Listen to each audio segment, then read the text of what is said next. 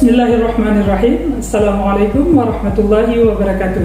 Perkenalkan, nama saya Nirwan, SPD MPD, salah satu dosen di Sekolah Tinggi Ilmu Ekonomi YPHB. Saya mengampu beberapa mata kuliah, diantaranya Bahasa Inggris 1, Bahasa Inggris 2, dan Listening and Conversation, sesuai dengan keilmuan saya, yaitu pendidikan bahasa Inggris.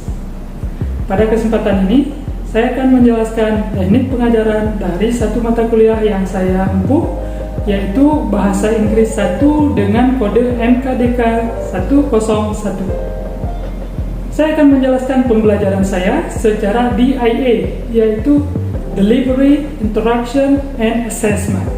Delivery, saya akan menjelaskan bagaimana teknik transferring ilmu dan teknis dalam pembelajaran. Interaction, yaitu bagaimana mahasiswa itu bisa menerima, menerapkan, dan berinteraksi selama proses belajar mengajar. Selanjutnya assessment, saya akan menjelaskan bagaimana proses scoring yang akan saya lakukan untuk mengukur capaian dalam proses belajar mahasiswa secara objektif dengan menggunakan rubrik penilaian yang sudah disepakati bersama. Hal ini disampaikan pada pertemuan pertama pada kontrak perkuliahan. Bahasa Inggris 1 adalah mata kuliah yang wajib diikuti oleh semua mahasiswa di Sekolah Tinggi Ilmu Ekonomi YPHB. Sehingga mata kuliah ini dirumpunkan dalam mata kuliah wajib. Mata kuliah ini memiliki bobot 2 SKS dalam satu semester yang membahas tentang tata bahasa, bahasa Inggris dasar atau basic English grammar, yakni mengenai subjek, WH question, modal, verb agreement, etc. Materi tersebut difokuskan pada keterampilan productive skill, yakni speaking and writing, melalui beberapa metode seperti creative learning serta penugasan. Di samping itu, mata kuliah ini juga mempelajari tentang kosakata melalui keterampilan listening dan reading. Adapun capaian pembelajaran lulusan atau CPL pada mata kuliah ini, setelah mahasiswa menyelesaikan mata kuliah ini, maka mereka diharapkan mampu bertakwa kepada Tuhan Yang Maha Esa dan mampu menunjukkan sikap religius, bekerja sama dan memiliki kepekaan sosial, serta kepedulian terhadap masyarakat dan lingkungan, mempunyai sikap bertanggung jawab atau pekerjaan di bidang keahliannya secara mandiri. Selanjutnya, menguasai konsep teori dalam ilmu manajemen dan menerapkannya dalam berbagai tipe organisasi, baik bisnis maupun non-bisnis, pada tingkat lokal, nasional maupun global.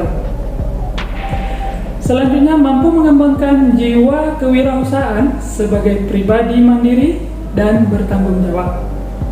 Selanjutnya, mahasiswa mampu menerapkan pemikiran yang logis, kritis, sistematis, dan inovatif dalam konteks pengembangan atau implementasi ilmu pengetahuan dan teknologi yang memperhatikan dan menerapkan nilai humaniora yang sesuai dengan bidang keahliannya. Mampu menunjukkan kinerja mandiri, bermutu, dan terukur. Dari capaian pembelajaran lulusan tersebut, maka turunlah capaian pembelajaran mata kuliah atau CPMK.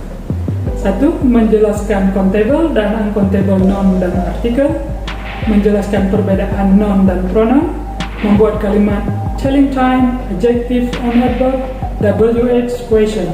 Kemudian membedakan cardinal dan ordinal number in English, kemudian menjelaskan gerund and infinitive, kemudian membuat kalimat present tense, past tense, future tense. Kemudian menjelaskan atau membuat kalimat dalam bentuk modal auxiliaries atau similar expression. Adapun buku yang menjadi referensi dalam pengajaran saya adalah English Grammar and Structure, karangan Roshida Ekawati. Selanjutnya ada English for Students of Economics dari Mohizar Mukhtar. Selanjutnya ada Fundamental Grammar. Secara prinsip, saya mengadopsi student-centered learning, yang mana pembelajaran terpusat pada mahasiswa sehingga bisa membangkitkan pemikiran kritis dan inovatif. Dan dosen hanya sebagai fasilitator, hal ini diharapkan mampu menunjukkan semangat long life learning pada mahasiswa.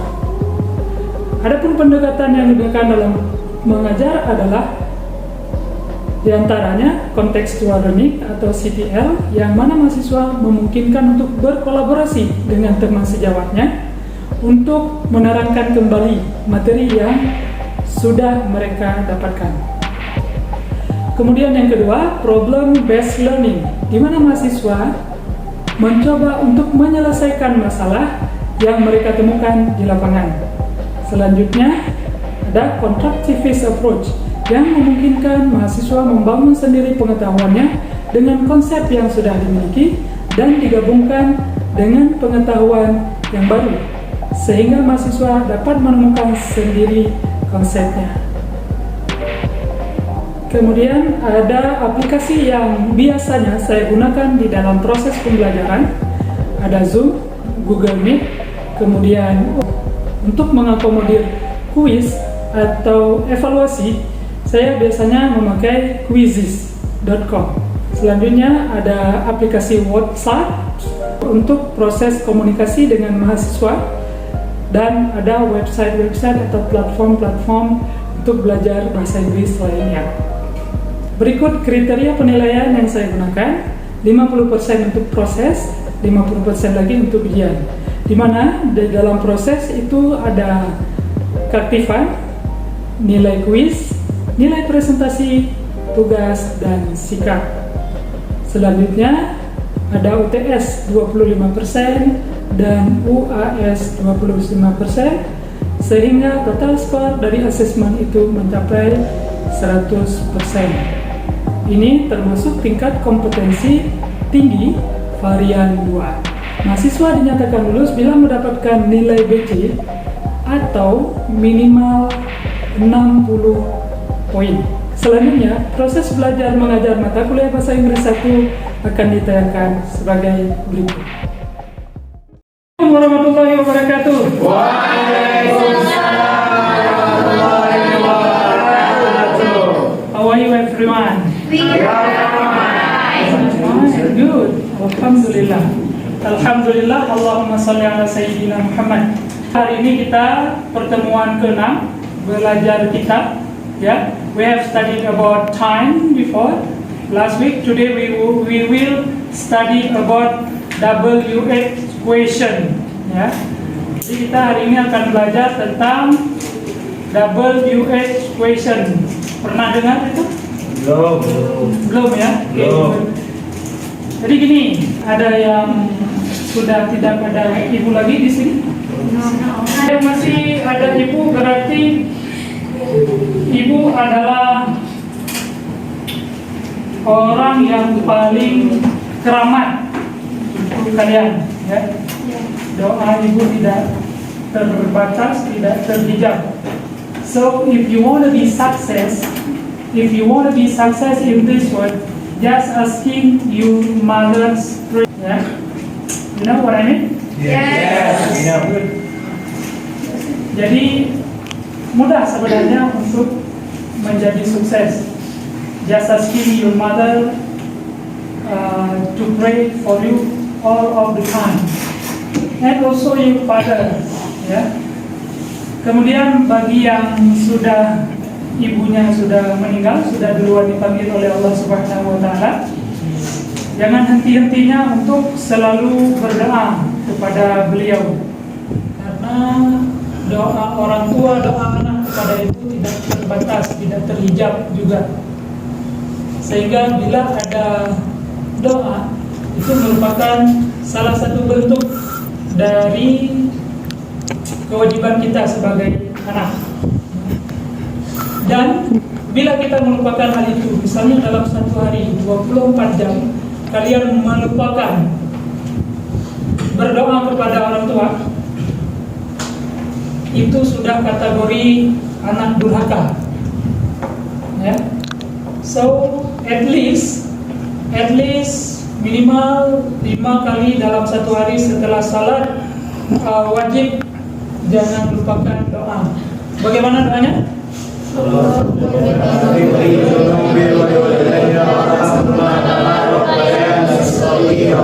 Amin. Kalau untuk yang kalau untuk orang tua yang banyak, gimana doanya?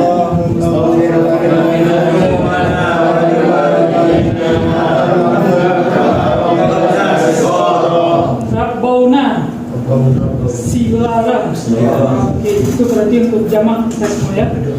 Oke, alhamdulillah kita doakan semoga ini menjadi berkah. Oke. Dari pertemuan kita kemarin kita sudah belajar tentang telling time ya. Telling time. Ada yang masih ingat? Apa itu telling time? Telling time, apa itu telling time? Mengatakan tentang waktu ya. Waktu, salah satu cara bertanya untuk mengetahui waktu gimana kemarin? What time is it now? Ya, what time is it now? It's very simple. What time is it now? Ya, dengan mengetahui trik ini, kalian bisa membuka peluang untuk berbicara kepada seseorang. Misalnya kalian ini sedang berada, siapa tahu kalian kuliah di Singapura, di Malaysia, di Australia nanti kan?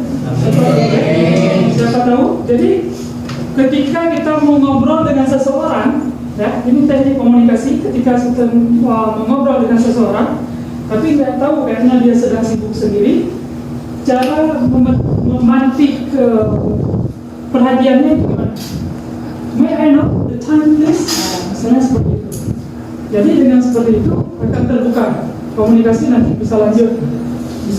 Ini di mana misalnya saya mau ke, kemarin kan kita juga sudah belajar bagaimana cara direction ketika kita jalan lurus kemudian belok kiri, turn on right, kemudian turn on left, kemudian how to find the post office misalnya. Jadi itu bisa digunakan sebagai media untuk komunikasi ya, itu penting. Oke, berarti hari ini kita di RPS pertemuan ke-6 kita belajar tentang WH equation. We will study about WH equation today. Ada yang tahu apa itu WH equation? 5W 1H pernah dengar? Oke. Question. Ya. WH equation. Ya, sebelum we study about this, kita akan bagi kelompok, ya. Kita akan bagi kelompok. Di sini saya akan menggunakan strategi belajar dengan KWL strategi. Now want to know learn. Itu adalah salah satu penelitian yang sudah saya lakukan. Dengan menggunakan KWL strategi itu bisa meningkatkan daya pikir kalian, daya kritis kalian, cara berpikir kritis. Namanya KWL strategi, kita pakai ini. Now want to know learn. Ya, ini ada 3 nih. So, ini kita bahas ya. Apa yang sudah diketahui, apa yang ingin diketahui, dan apa yang sudah dipelajari. Ya, now want to know learn. Ya. Oke, kita bagi kelompok. Kelompok kemarin kita sudah pernah bagi, right? Yes. Okay, please sit in your group, please. Go. Di sini grup satu kemarin mana? Grup 1 di apa itu WH equation? Ada yang tahu?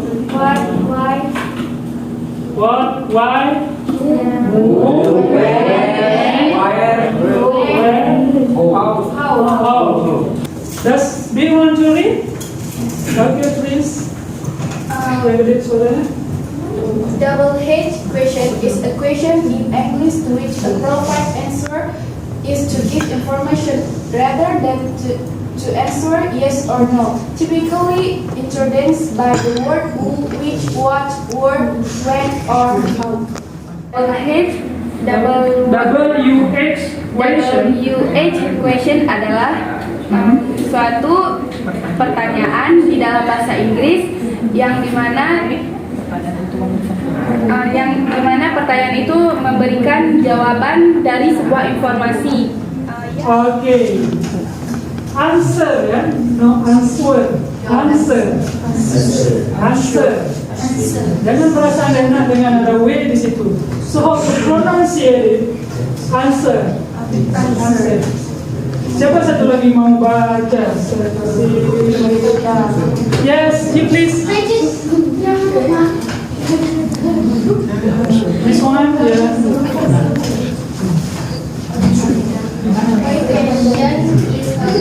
WH question.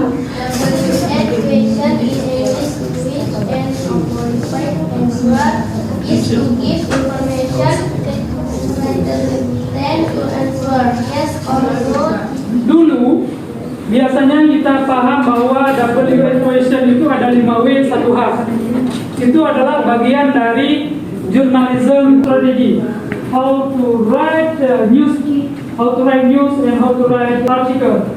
So we have to fill out, memasukkan itu 5 informasi. Minimal who, siapa, when, kapan, where, di mana, what, apa, kemudian why, kenapa itu terjadi, and how, satu lagi bagaimana. Nah, bila kalian belajar tentang menulis jurnalistik, yang diajarkan adalah itu. Ya. Nah, ketika kita bertanya pasti membutuhkan itu. Kita membutuhkan proses. Bagaimana cara bertanya proses? Berarti kita pakai how. I have sent to you all the material for today, based on PowerPoint, right? Have you opened it? Yes. Ada yang mau jawab? Dah, oke, jelaskan apa itu? Ini apa nih? Maksudnya di slide kedua ini apa? Ada 8H, tidak bicara. Jelaskan. Oke, di slide kedua itu raise your hand please. Oke, yang lain. Raise your hand please.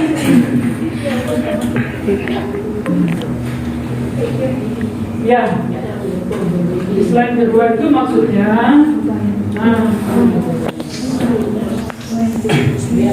Di slide kedua itu maksudnya ada 8W 1H. apa saja? 8W adalah Where? Oke, where? Apa arti where? Oke. what, Apa? Apa? when, Kapan? whom, Siapa? Siapa? Oke, good. Whom siapa? which, Which? Apa which? dengan siapa, Yang mana? Yang mana? Which one? Oke, lagi. whose, Whose? Punya siapa? why, Oke. Who menanyakan siapa? Nah, di bawah itu, di slide selanjutnya, coba dibaca untuk what itu. What itu ditujukan kepada user to ask about thing. Apa artinya? Yaitu untuk menanyakan tentang sesuatu. Itu menanyakan tentang sesuatu itu apa sesuatu? Benda. Oke. Contohnya, samping ini. Contohnya apa? What are you doing? What are you doing berarti itu bertanya tentang Oke. Satu lagi. What do you think about Banda Aceh? What do you think about Banda Aceh City? Oke, what do you think? Itu artinya bertanya tentang apa dalam artian pendapat. Yes, it's good. Next we go to group berapa nih? Next we go to group 3. First to ask about time. Hello guys. When will the meeting start? When will the meeting start? Apa artinya?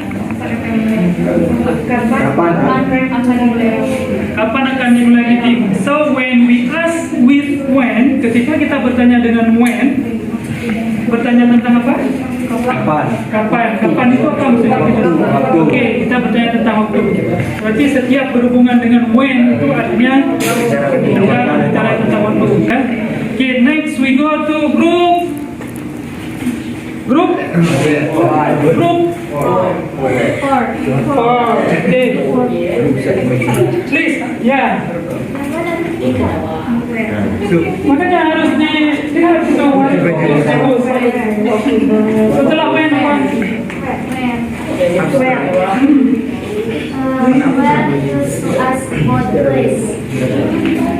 When used to ask about place. Apa artinya? Itu menunjukkan di tempat.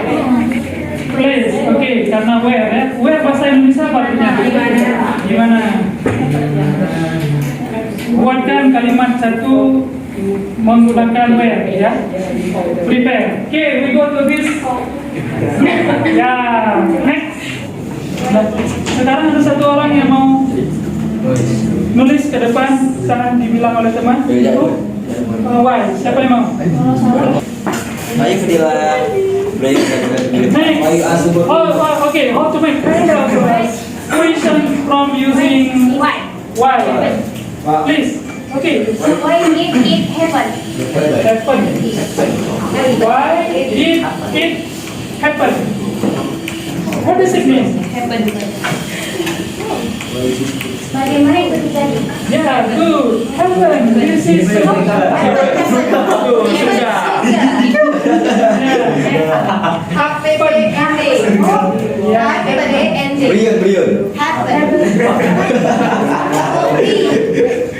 Okay, why did it happen? Is it right? Yes, right. Okay, what does it mean? What does it mean? Bagaimana selanjutnya? Oh, it's not bagaimana selanjutnya. Bagaimana sedang? Ya, bagaimana itu terjadi? Okay, have a seat, please. Next. Okay, for where? Who want? Okay, please. Where's my bag? Sorry? Oh, what? Tulis. Yeah.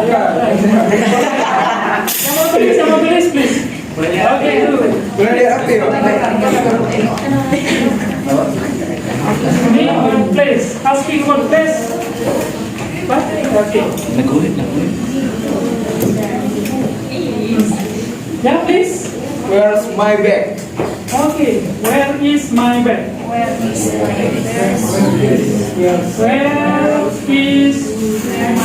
bag? Oh, nice. What does it mean? Di mana atas saya? Di mana tas saya? Oke, kalau cara menjawabnya? My bag is here. Atau kalau di situ? Is there. My bag is there. Oke, good. That's it. Thank you. Oke, berarti sudah terjawab semuanya. WH question itu merupakan bentuk bertanya. Itu sangat penting. It's very basic, yeah. It's very basic English because when you cannot master WH question, yeah, you cannot speak English good. So you have to master it. Kalian harus tahu nanti.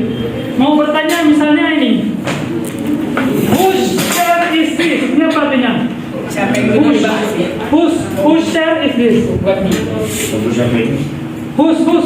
Siapa yang duduk di bangku ini? Oke, siapa yang duduk di bangku ini? Yang lain? Whose? Punya siapa? Yes. Nah itu dia. So ketika kita bertanya sedikit salah bertanya atau salah mengerti bisa berbeda. Ketika whose itu menyatakan kepemilikan, ya.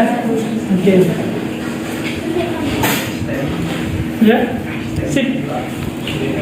Nah. Oke, coba dibuka. Sekarang saya kasih tugas menggunakan media internet, yaitu namanya platform Quizizz. Platform Quizizz ini merupakan salah satu platform atau website yang mempermudah kita untuk membuat tugas. Coba buka. Ya. Jadi kita harus melek teknologi. Tulis nama di situ, nanti saya kasih kode untuk kita masuk, kemudian jawab pertanyaan-pertanyaan yang sudah saya siapkan. Nama terserah Pak. Nama terserah. Oh jangan, ini bagian dari penilaian. Sudais, ya Mr. Sudais. Oke. Nah, apa saja yang dibutuhkan di situ, nama, kemudian di bawahnya ada enter code ya. Oke. Mulai start. Mulai start. Oke, start langsung. Sudah, kode udah ada masuk ya, 9711. Sudah 18 orang, sudah 20 orang yang siap untuk, kita ada berapa nih? Saya tunggu yang lain, oke. Ini sudah 22. Oke.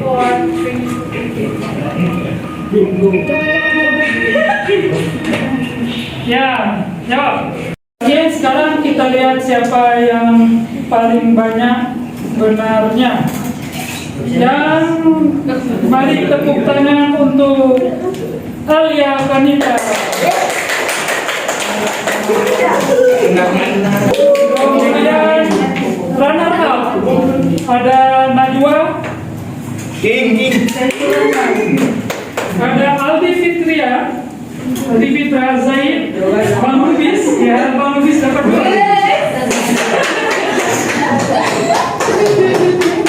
Oke, itu saja. Jadi saya mintakan siapa yang mau merangkum apa yang sudah kita pelajari hari ini secara garis besar saja. Silakan, raise your hand please. Halo Pak. Oke. Double wedge question adalah suatu informasi yang mengenai tentang pertanyaan, contohnya seperti who, where, when, who, and how. Oh gitu ya. Oke. Ada berapa tadi double wedge question? 8. Kemudian ada yang bertanya tentang when, itu bertanya tentang apa? Waktu. How, bertanya tentang bagaimana. How. Oke, bagaimana proses artinya. Who, bertanya tentang siapa orang. Kemudian what, Apa? kemudian ada where, Di mana? whose, siapa, who, siapa juga seperti yang menanyakan subjek, ya. Oke, orang sebagai objek. Nah, artinya itu diingat. Dan saya akan kasih tugas buat kalian. Jadi tugasnya seperti biasa karena sudah ada partner your body. Jadi kalian sudah saya buat kemarin itu kita sudah sepakat sudah ada masing-masing partner untuk conversation, ya. Itu conversation partner kalian itu bisa kalian belajar dari sekarang sampai seumur hidup. Jangan hanya di sini saja, di luar kamar di mana. Tetap dengan kawan itu jadikan conversation dalam bahasa Inggris dengan dia selalu, gitu ya. Kemudian buatkan untuk conversation di minggu depan dengan menggunakan double UH questions. Harus memasukkan 8 komponen dari double UH question itu. Oke, itu saja pada hari ini. Semoga perjumpaan kita ini berkah. Kita ucapkan hamdalah.